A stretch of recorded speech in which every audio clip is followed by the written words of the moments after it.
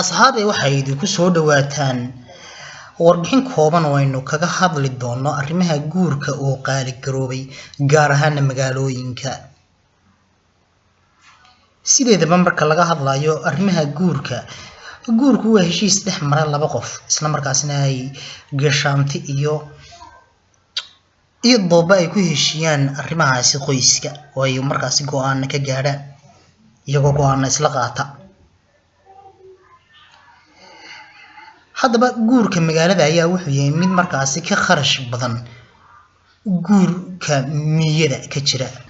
iyadoo marka hablaha la guursanayo isla marka ugu horeysaba laga soo dhiso koofeerada taasi oo kharashkeedu markaasi sareeyo. iyadana waxaa jirta oo kale in hudheelada waaweyn markaasi looga soo tumo, halkaasina waxaa jira kharash badan oo ku baxa hudheeladaasi waaweyn.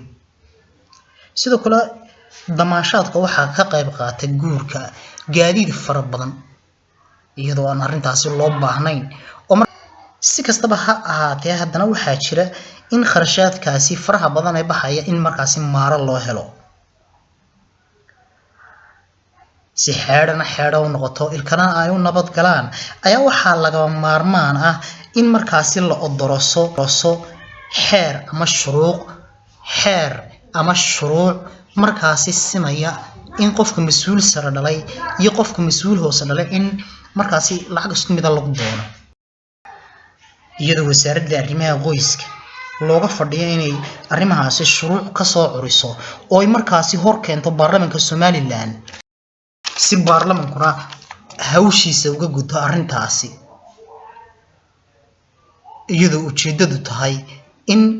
kharashaad isku siman ama isku qiimo ah in laga bixiyo gabadha markaasi la doonayo, haddii ay tahay mas'uul sare hadduu dhalay iyo haddii ay tahay qof shacab oo caadiye haddii uu dhalay in lacag isku mid ah laga bixiyo, iyadoo culimada markaasi looga fadhiyo in iyaga laftigooda ay guurka fududeeyaan oo markaasi arrimahaasi guurka u guntadaan sidii loo fududeyn lahaa. arrintaas waxa uu hanqal taagaya boqolaal ka mid ah dhalinyarta doobabka ah oo iyagu markaasi u baahan in guurka markaasi hoos loogu dhigo qiimihiisa, iyadoo markaasi diinteena suubanna inta badan ay nagu dhiirigelinayso in guurka marka arrimihiisa la fududeeyo.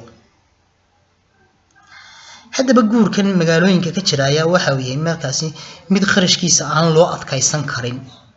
iyadoo markaasi loo baahan yahay in xeer markaasi ama shuruuc lagu dabraayo arrimaha kharashkiisa loo maaro helo si xeedho ay u noqoto ilkana ay u nabad galaan, isla markaa arrinta koofeerada iyo kharashka badan ku baxayana iyada laftigeeda maaro loo helo.